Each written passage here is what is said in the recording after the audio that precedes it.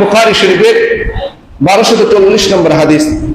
عن ابي هريره رضي الله تعالى عنه قال سمعت رسول الله صلى الله عليه وسلم حق المسلم على المسلم خمس رد السلام وعيادة المريض واتباع الجنائز وإجابة الدعوة وتشميت العاطس।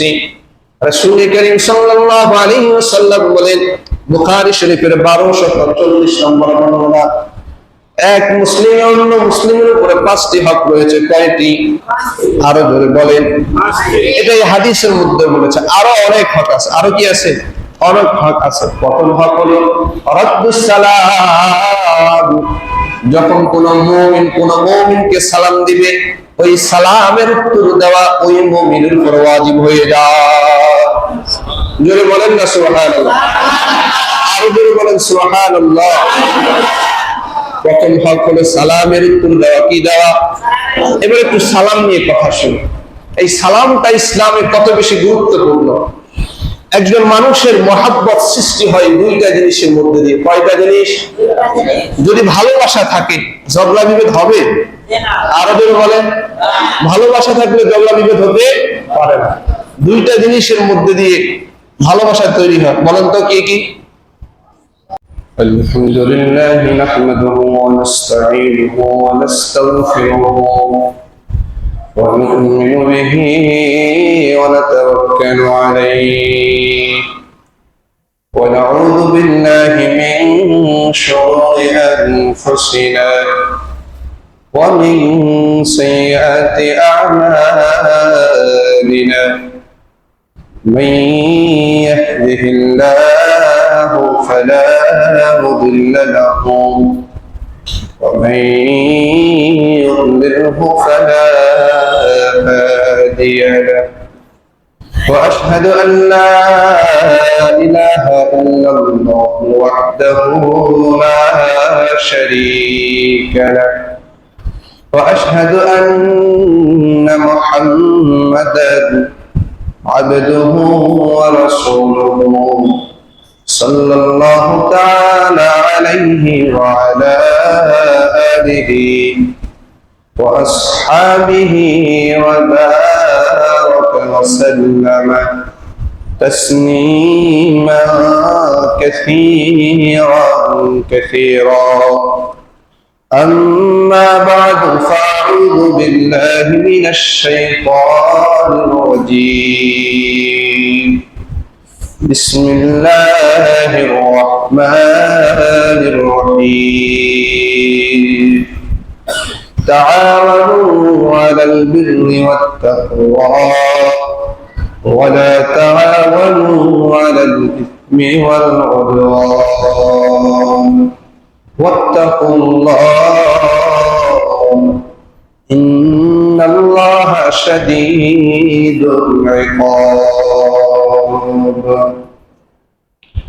وقال صاحب القرآن صلى الله عليه وسلم أيها الناس أفشوا السلام وأطعموا الطعام وصلوا والناس نيام تدخلوا الجنة بسلام أو كما قال النبي عليه الصلاة والسلام. وقال تعالى في شان حبيبه إن الله وملائكته يصلون على النبي يا أيها الذين آمنوا صلوا عليه وسلموا تسليما. اللهم صل على محمد وعلى آل محمد كما صليت على إبراهيم وعلى إبراهيم إنك حميد مجيد اللهم بارك على محمد وعلى آل محمد كما باركت على إبراهيم وعلى آل إبراهيم إنك حميد مجيد মহারব্বে কারীমের আলিশান দরবারে লাখো কোটি শুকরিয়া, যিনি আমাকে এবং আপনাদের সকলকে আবার এক সপ্তাহের পরে জুমার খুতবার পূর্বে কিছু দিনই আলোচনা করা এবং শোনার সেই তৌফিক দান করেছেন। এই জন্য আমরা উচ্চ আওয়াজে কালিমাতুশ শুকরিয়া জ্ঞাপন করি, আলহামদুলিল্লাহ। আমাদের আলোচনা চলছে এক মুসলমান অন্য মুসলমানের উপরে কি হক, কি পাবে, অর্থাৎ বান্দার হক কি কি হতে পারে। এর আলোচনার আগে আমরা আলোচনা করতেছি যে মুসলমান একে অপরের কাছে কি হক পাবে, কি পাওনা দেওয়া আছে। এরপরে আমরা ইনশাআল্লাহ ধারাবাহিক কে কার কাছে কি হক পাবে, বান্দার হক কোথায়, কি কাজ করলে নষ্ট হবে, সেটি আমরা ধারাবাহিক আলোচনা করব। আমি সূরা মাইদার 2 নম্বর আয়াত তেলাওয়াত করেছি। আল্লাহ তাআলা যদি সুযোগ করে দেন, তৌফিক দান করে, আয়াতকে সামনে রেখে ইনশাআল্লাহ এই সপ্তাহে আমাদের আলোচনা চলবে ইনশাআল্লাহ। আল্লাহ তাআলা আমাদের সকলকে আমলের নিয়তে এই আলোচনাটি শোনার সেই তৌফিক দান করুন, আমিন। আরো জোরে বলেন আমিন। যদি আমলের নিয়তে শুনি তাহলে আলোচনা শোনা এবং করাটা উপকৃত হবে, ফায়দাজনক হবে। আর যদি এমনি আসছি শুক্রবার তাড়াতাড়ি মসজিদে আসতে হবে, প্রথম লাইনে বসতে হবে, দ্বিতীয় লাইনে বসতে হবে, আসছি আর কি দিলাম আর কি, তাহলে এই আলোচনার কোনো কি হবে না, ফায়দা হবে না।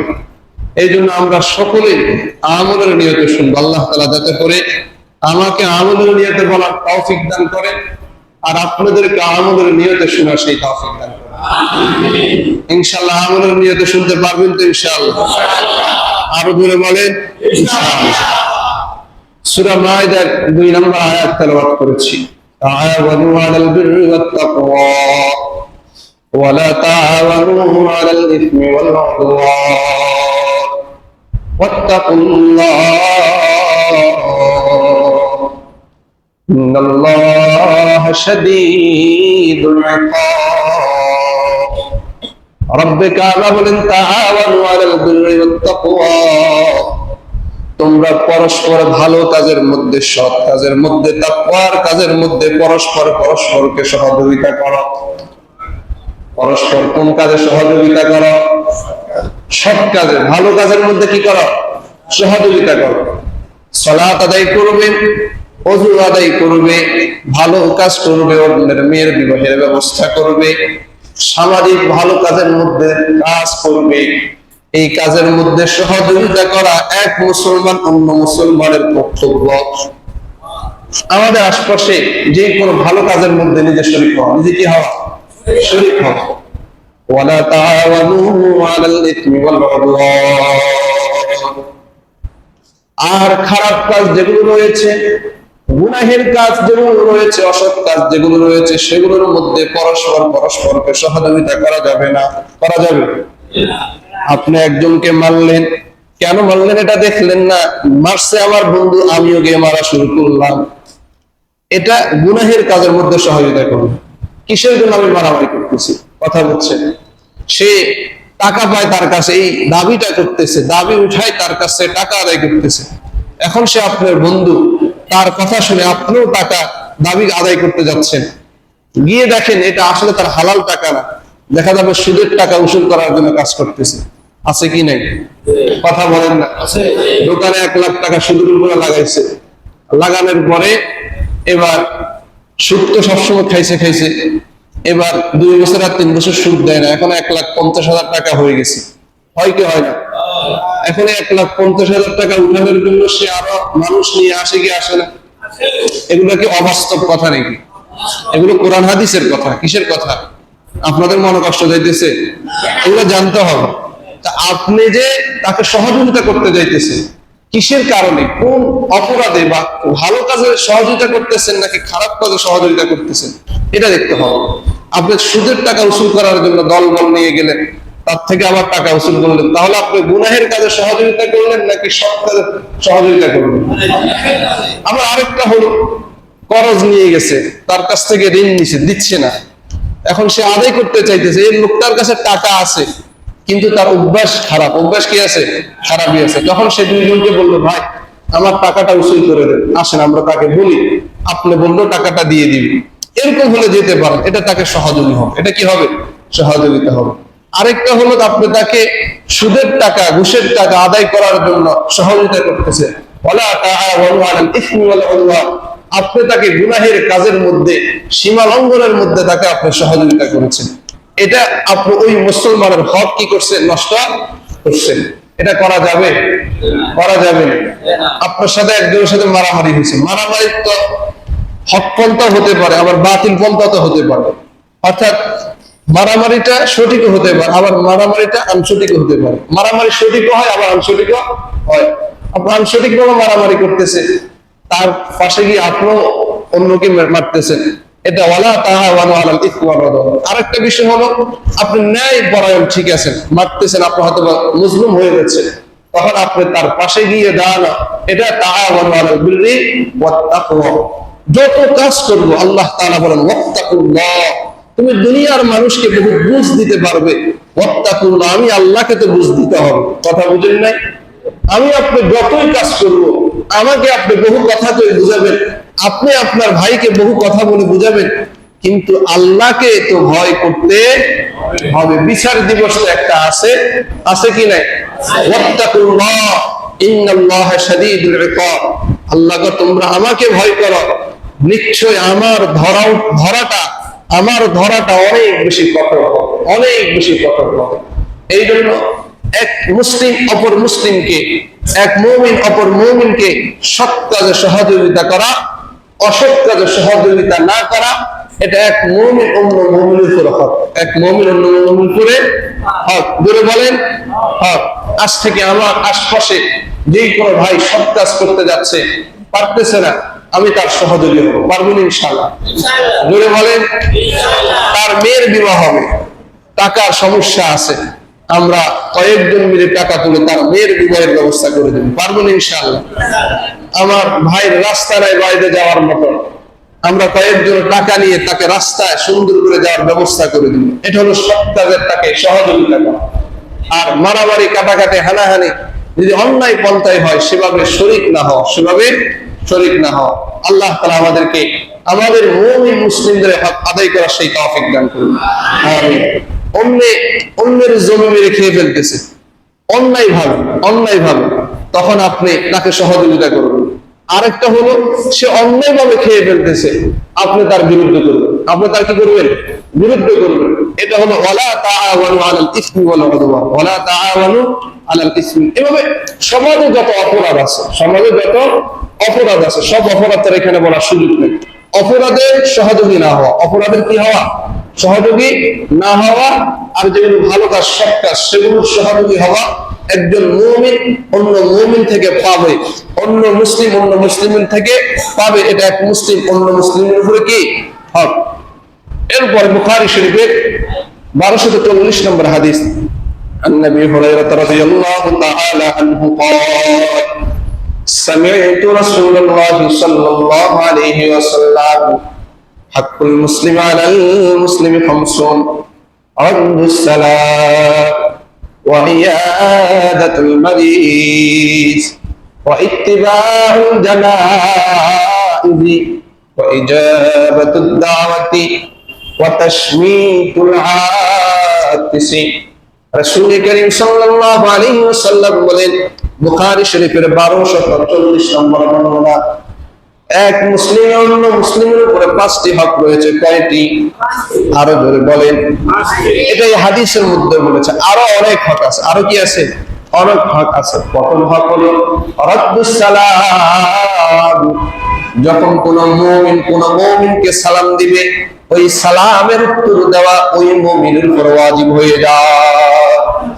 জোরে বলেন না সুবহানাল্লাহ, আরো জোরে বলেন সুবহানাল্লাহ। প্রথম হক হলো সালামের উত্তর দেওয়া। কি দেওয়া? এবার একটু সালাম নিয়ে কথা শুনুন। এই সালামটা ইসলামে কত বেশি গুরুত্বপূর্ণ। একজন মানুষের মহাব্বত সৃষ্টি হয় দুইটা জিনিসের মধ্যে দিয়ে। কয়টা জিনিস? যদি ভালোবাসা থাকে ঝগড়া বিভেদ হবে? আরো জোরে বলেন। ভালোবাসা থাকলে ঝগড়া বিভেদ হতে পারে না। দুইটা জিনিসের মধ্যে দিয়ে ভালোবাসা তৈরি হয়। বলেন তো কি কি? হ্যাঁ, সালাম। আরেকটা কি? আরেকটা তো খানা। খানা কি? খানা কি? খাওয়া। খাওয়া কি? খাওয়া। আমাদের সমাজে বলে ও খাওয়াইতে আসলে উত্তর বেশ জেডা বলা, বলে কি বলে না? ও খাওয়াইতে আসলে উত্তর বেশ জেডা বলা। তা হাদিসের মধ্যে আসছে, বুখারী শরীফের 12 নম্বর বর্ণনা, একাধিকবার হাদিসটি এসেছে। রাসূলুল্লাহ সাল্লাল্লাহু আলাইহি ওয়াসাল্লাম, রাসূল সাল্লাল্লাহু আলাইহি ওয়াসাল্লামকে জিজ্ঞেস করা হচ্ছে, সাআলান নবী সাল্লাল্লাহু আলাইহি ওয়াসাল্লাম আইয়ুল ইসলাম খায়রুন। রাসূলকে এক ব্যক্তি জিজ্ঞেস করলেন ইসলামের মধ্যে সর্বোত্তম আমল কি? রাসূল বললেন, মানুষকে খানা খাওয়ানো, ক্ষুধার্তকে আহার করানো, এটা হল ইসলামের মধ্যে শ্রেষ্ঠ কাজের মধ্যে অন্যতম একটি। শুধু ক্ষুধার্তকে খাওয়াইলে যে খুশি হয় এরকম নয়, বরং যাদের ক্ষুধা নাই তাদেরকে খাওয়ানো খুশি হয় কি হয় না? জোরে বলে। তাহলে ইসলামের মধ্যে অর্থাৎ দারিদ্রদেরকে আহার করানো, এটা অন্যতম একটি কাজ। অন্যতম একটি কাজ করতে পারবো না ইনশাআল্লাহ। আমরা বেশি বেশি খাওয়াবো, আমরা খাইতে চাবো না। কি চাবো না? খেতে চাইবো না। আমরা বেশি বেশি কি খাওয়াবো। আরো জোরে বলেন, জোরে বলেন না, বেশি বেশি খাওয়াবো। 2 নম্বর হলো ওয়াতাকরাউস সালাম আলা মান আরাফতা ওয়া মান লাম তারিফ। বেশি বেশি সালাম দাও, যাকে চিনো আর যাকে চিনো না, চিনো আর না চিনো উভয়কে সালাম দিবে। এটি বেশি বেশি প্রসার ঘটাও। ইসলামের মধ্যে সর্বশ্রেষ্ঠ 2টি কাজ, একটা কাজ হলো আহার করানো, খানা খাওয়ানো। 2 নম্বর কাজ হলো সালাম দেওয়া, পরিচিত অপরিচিত সবাইকে সালাম দেওয়া। কি দেওয়া? ইসলামের মধ্যে 2টি ভালো কাজ কি? জোরে বলেন। খাওয়া আর সালাম। কি? আরো জোরে বলেন, খাওয়া সালাম। দেখবেন আপনি একজনকে খাওয়াইবেন, সে আপনাকে দেখলে সালাম দিব, আপনাকে দেখলে হাসবে, আপনি যা বলবেন তা করবে। করবে কি করবে না? জোরে বলেন। আর যিনি খাওয়ায় তিনি খাওয়ায় আমার একটা সালাম দেন। কথা বলেন না। খাওয়ায় কিসের জন্য? জোরে বলেন না। একটা সালামের জন্য। কিসের জন্য? এরা সালাম দেয় না। সালাম কেন বন্ধ হয়েছে আমি বুঝছি। আসো কি খাওয়া খাও, এবার পরের দিন আবার দেখলে সালাম দেয়। দেয় কি দেয় না? আমার কথা আপনারা বুঝেন না। এই যে নেতা কর্মীদেরকে আমরা এরকম সালাম দিই কিসের জন্য? যেমন মসজিদে আসে, আমারও জোখানা লাগবে, আমার মসজিদ লাগবে, সবাই আসসালামু আলাইকুম ওয়া রাহমাতুল্লাহ। কিসের জন্য? আর খানার জন্য। কিসের জন্য? খানা আর সালাম। এই 2টা হলো দুনিয়ার মধ্যে, কেউ খাওয়া চায়, কেউ সম্মান চায়। কেউ খাওয়া চায় কি? এই 2টা জিনিস যদি করতে পারি, একে অপরকে যদি খাওয়াতে পারি, শুধু খাই না, শুধু কি না খাই না, শুধু কি না খাই না, খাওয়াও। কি করুন? জোরে বলেন না। খাওয়াও। শুধু কি খাই না, বরং খাওয়াও। এখন অনেকে বলবো সব হুজুরে প্রত্যেকদিন আমাদের বাড়িতে খানা খায়, কোনোদিন তো হুজুর আমাদের একদিন খানা খাওয়ায়। আমি বিপদে পড়ব। এইখানে একটু ভালো করে বুঝতে হবে। সেটা হলো আপনারা তো হুজুরদেরকে খাওয়াবেন, এটা আপনাদের কর্তব্য। এটা আপনাদের কি কর্তব্য। তবে আমার রুমে আসলে আমি সর্বোচ্চ চেষ্টা করি আমার জায়গা থেকে যাতে করে অন্য কেউ বিল না দিতে পারে। এমনকি আমার রুমে যারা যায় তারা অন্তত জানে, অন্তত সকলের দাওয়াত আছে আমার রুমে। যাবেন ইনশাল্লাহ, কফি খাবেন, দই খাবেন, যাই খাবেন, কিছু খাইতে পারছে আমারও বলবেন হুজুর আসবেন, চলে আসবেন ইনশাল্লাহ। আমাদের ইসমাইল ভাই বা যারা আছে ওনাদেরকে বললে 5 মিনিট 6 মিনিটের মধ্যে কি করে দেয়? পাঠাই দেয়। আগে দেরি করতো, একদিন মসজিদে বলে দিছি, এখন আর দেরি কি হয় না। এই জন্য কিছু খাইতে মন চায় আমার রুমে চলে আসবেন ইনশাল্লাহ। তা আমরা একে অপরকে বেশি বেশি খাওয়াবো। কি করবো? জোরে বলেন। ওয়াতাকরাউস সালাম। চিনি আর না চিনি, পরিচিত হোক আর অপরিচিত হোক, সালাম দিব ইনশাআল্লাহ। আরো জোরে বলেন ইনশাআল্লাহ। মহব্বত সৃষ্টি হওয়ার ব্যাপারে তিরমিজি শরীফের 2510 নম্বর হাদিসের মধ্যে আসছে, قال رسول الله صلى الله عليه وسلم لا تدخلوا الجنة حتى تؤمنوا ولا تؤمنوا حتى تحابوا أفلا أنبئكم بما يثبت ذاكم لكم أفشوا السلام রাসূল করিম সাল্লাল্লাহু আলাইহি ওয়াসাল্লাম বলেন, কোন মানুষ জান্নাতে প্রবেশ করতে পারবে না যতক্ষণ না সে ঈমানদার হতে পারবে। আর ঈমানদার হতে পারবে না যতক্ষণ এক অপরের মধ্যে ভালোবাসা না থাকে, একে অপরের মধ্যে মহাব্বত না থাকে। মারামারি কাটাকাটি হানাহানি যেই সমাজে থাকবে, ওই সমাজের মানুষগুলো জান্নাতে প্রবেশ করতে পারবে না। ওয়ালা তুমিনু হাত্তা তুহাব্বু, একে অপরের মাঝে যদি ভালোবাসা থাকে তারাই হলো পরিপূর্ণ ঈমানদার। এবার রাসূল বলেন, আমি কি তোমাদেরকে জানিয়ে দিব তোমাদের মাঝে পরস্পর ভালোবাসা কিভাবে সৃষ্টি হবে? আফালা উনাব্বিউকুম বিমা ইউতাব্বিতু যাকুম লাকুম আফশুস সালাম, আমি কি তোমাদেরকে জানিয়ে দিব কোন জিনিসের মাধ্যমে ভালোবাসা বৃদ্ধি হয়? আর সেটি হলো আফশুস সালাম, পরস্পর পরস্পরকে সালাম দাও, দেখবা তোমাদের মাঝে ভালোবাসা সৃষ্টি হয়ে যাবে। এই জন্য বেশি বেশি কি দিব? যার সাথে ঝগড়া তারে গেলেই সালাম দিবেন, দেখবেন তার মন আস্তে ভালো হয়ে যাবে, তার মন কি হয়ে যাবে? ভালো হয়ে যাবে। আরে বুখারী শরীফের 6237 নম্বর বর্ণনা এসেছে, দুই ব্যক্তির মধ্যে যে প্রথমে সালাম দিবে ওই ব্যক্তি হলো শ্রেষ্ঠ মানুষ, ওই ব্যক্তি হলো উত্তম মানুষ। সুবহানাল্লাহ। শুধু কি সালাম দেয়? সালামের অনেকগুলো হাদিস আছে, এতগুলো শোনানোর সময় একটা জুমাতে হবে না। সর্বশেষ একটি হাদিস আপনাদেরকে শোনাই, তিরমিজি শরীফের 2485 নম্বর হাদিস। আব্দুল্লাহ ইবনে সালাম রাদিয়াল্লাহু তাআলা আনহু, আমরা সকলেই জানি তিনি ইহুদিদের একজন বড় আলেম ছিলেন।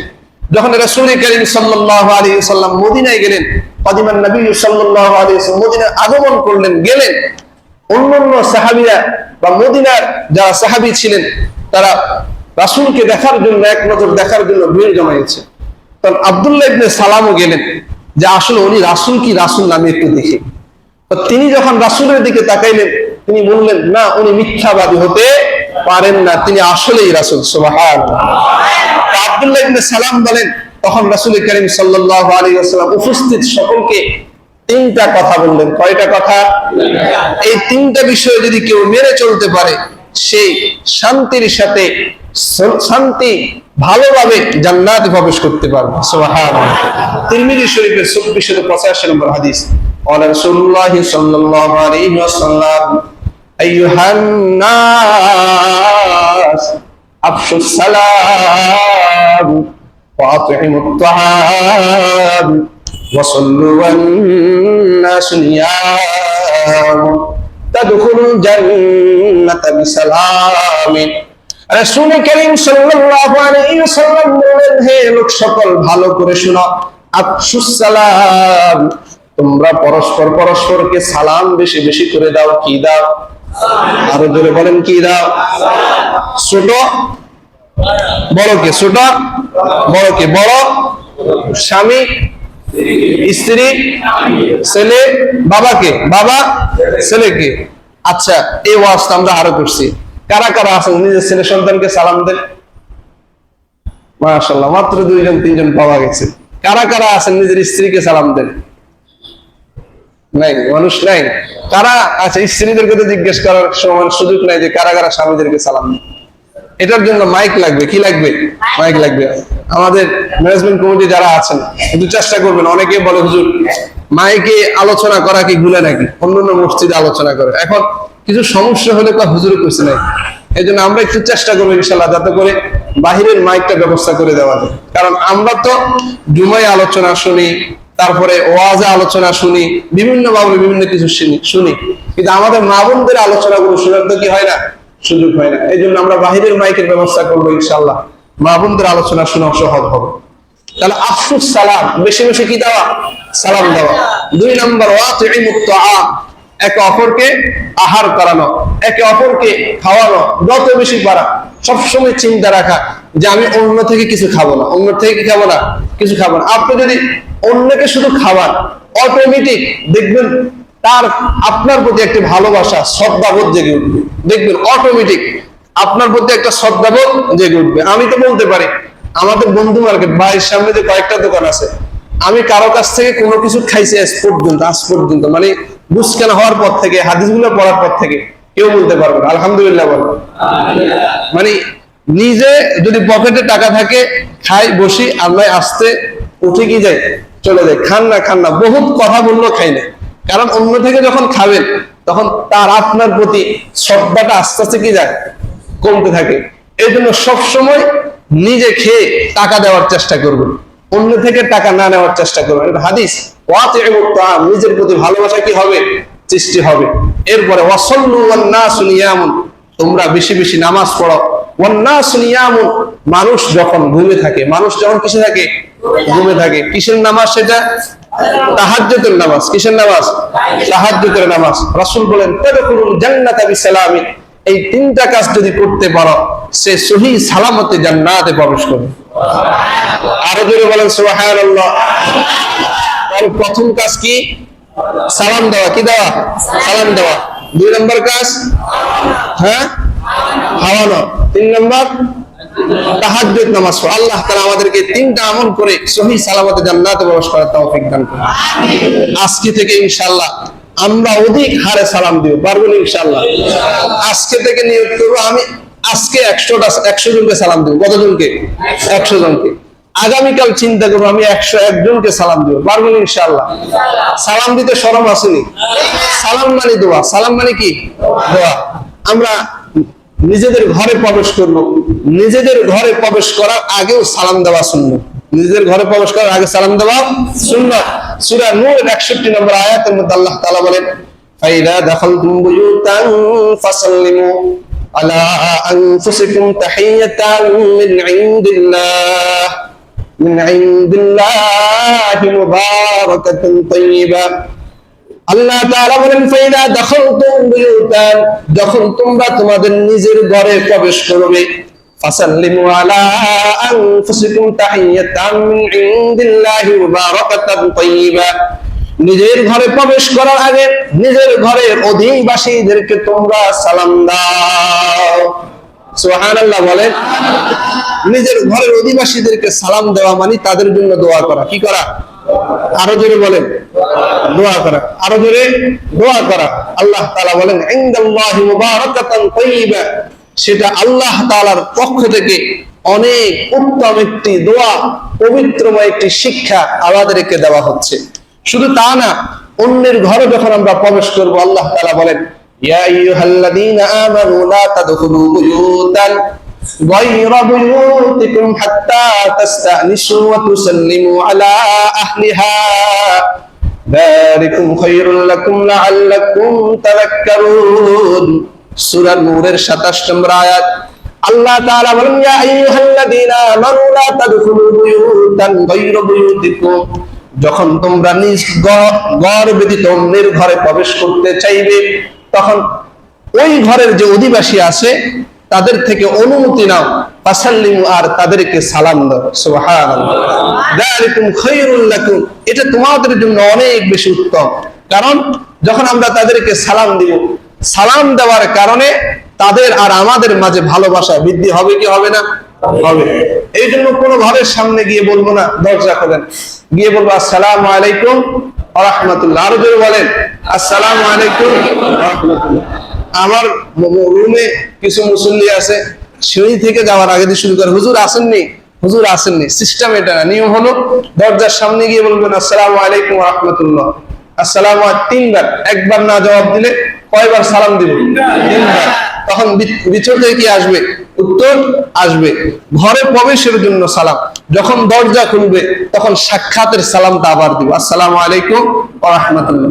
যেই কোনো ঘরের সামনে গেলে ঘরে আসেননি গো এটা না, বলেন আসসালামু আলাইকুম ওয়া রাহমাতুল্লাহ। একজন মুসলিমের পরিবেশ, একজন মুসলিমের সংস্কৃতি হবে ঘরে কেউ আসেননি এটা প্রথম কথা না, বলা হবে গিয়ে আসসালামু আলাইকুম ওয়া রাহমাতুল্লাহি ওয়া বারাকাতুহু। দেখবেন মাদ্রাসা ছাত্ররা কালেকশনে গেলে আগে ঘরে আসেননি জিজ্ঞেস করে না, কি করে?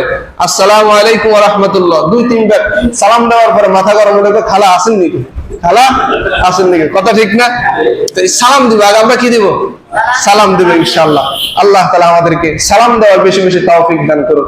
সূরা নিসার 86 নম্বর আয়াতের মধ্যে আসছে وإذا حييتم بتحية فحيوا بأحسن منها أو ردوها إن الله كان على كل شيء حسيبا আল্লাহ তাআলা বলেন যখন তোমাদেরকে সালাম দেওয়া হবে ফাতাহিয়ু বিআহসানি মিনহা তোমরা ওই সালামের উত্তরটা আরো বৃদ্ধি করে দাও। আর কি করে দাও?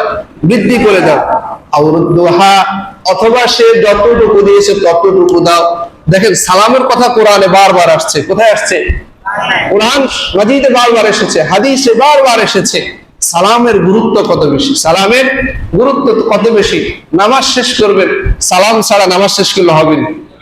যারা এই পাশে আছে, যারা ওই পাশের ফেরেশতা আছে, এদেরকে আগে সালাম দিয়ে কি শেষ করা লাগে? নামাজ শেষ করা লাগে। কারণ আল্লাহ তাআলা বলেন যখন তোমাদেরকে কেউ সালাম দিবে আসসালামু আলাইকুম, তখন তোমরা উত্তর দিবে ওয়া আলাইকুম আসসালাম ওয়া রাহমাতুল্লাহ, ওয়া আলাইকুম আসসালাম ওয়া রাহমাতুল্লাহ। আর কেউ যদি সালাম দেয় আসসালামু আলাইকুম ওয়া রাহমাতুল্লাহ, তখন আমরা উত্তর দিব ওয়া আলাইকুম আসসালাম ওয়া রাহমাতুল্লাহি ওয়া বারাকাতুহু। পারবো না ইনশাআল্লাহ? অর্থাৎ সে যদি আমাকে 5 টাকা দেয় আমি তাকে 6 টাকা দিব, সে যদি আমাকে 5 টাকার দোয়া দেয় আমি তাকে 6 টাকার দোয়া দেব। অর্থাৎ আসসালামু আলাইকুম মানে আপনার উপরে শান্তি বর্ষিত হোক, আর রাহমাতুল্লাহ বলতে আপনার উপরে শান্তি বর্ষিত হোক এবং আল্লাহ তাআলার রহমত বর্ষিত হোক। সুবহানাল্লাহ। এবং শুধু তাই নয়, যদি আসসালামু আলাইকুম ওয়া রাহমাতুল্লাহ বলেন, আপনি যদি প্রত্যুত্তর বলেন ওয়া আলাইকুম আসসালাম ওয়া রাহমাতুল্লাহি ওয়া বারাকাতুহু, আপনার উপরে শান্তি বর্ষিত হোক, আল্লাহর রহমত বর্ষিত হোক এবং আল্লাহ তাআলার যত বরকত আছে সব বরকত বর্ষিত হোক। সুবহানাল্লাহ। আর যদি বলেন সমাজে যদি শান্তির প্রচলন ঘটে যায়, শান্তি ভরপুর হবে কি হবে না? জোরে বলেন। শান্তি ভরপুরের জন্য বেশি বেশি সালাম দিতে হবে। কি দিতে হবে? সালাম দিতে হবে। আল্লাহ তাআলা আমাদের সকলকে একে অপরকে যত বেশি পারি সালাম দেওয়ার সেই তৌফিক দান করুন। 5টা হকের মধ্যে একটা আলোচনা করতে করতে এটা হক মানে সালামের আলোচনা যে দীর্ঘায়িত আলোচনা হয়েছে বিষয়টা আমার নয়, বড় স্বল্প কিছু আলোচনা হয়েছে। আল্লাহ তাআলা আমাদের সকলকে একে অপরকে সালাম দেওয়ার সেই তৌফিক দান করুন। আজকে বাড়িতে গিয়ে ঘরে কারা কারা সালাম দিবেন দেখি তো। আল্লাহ তাআলা আমাদের সকলকে কবুল করুক। অনেকে হাত তুলে নেন, আবার হাত তোলেন, সেই দেখি। হ্যাঁ, আল্লাহ তাআলা আমাদের সকলকে কবুল করুক। আজকে বাড়িতে গিয়ে সালাম দিবেন তো ইনশাআল্লাহ? আগামী শুক্রবারে জিজ্ঞেস করবো কারা কারা শুক্রবারে বাড়িতে গিয়ে সালাম দিয়েছেন। পারবেন না ইনশাআল্লাহ? দেখবেন বাড়িতে গিয়ে যখন সালাম দিবেন আপনার স্ত্রী বলবে দেখছুনি আজকে তো দে ঠিক আছে, আজকে কি আছে, আজকে আমাদেরকে সালাম দিচ্ছে। দেখবেন আপনি সালাম দিলে শর্মে আগামীকাল থেকে আপনাকে সালাম দেওয়া শুরু করবে। করবেনই? জোরে বলেন না। এই জন্য যারা বাবারা আছি আমরা আমাদের সন্তানকে সালাম দিব। জোরে বলেন না ইনশাআল্লাহ। আবার সন্তান যারা আছে আমাদের মা বাবাকে ঘরে ঢুকার সময় সালাম দিব, বের হয়ে আবার সালাম দিব। আমরা মুনাজাতে দোয়া করি আল্লাহ আমার মাকে বাবাকে শান্তিতে রাখা।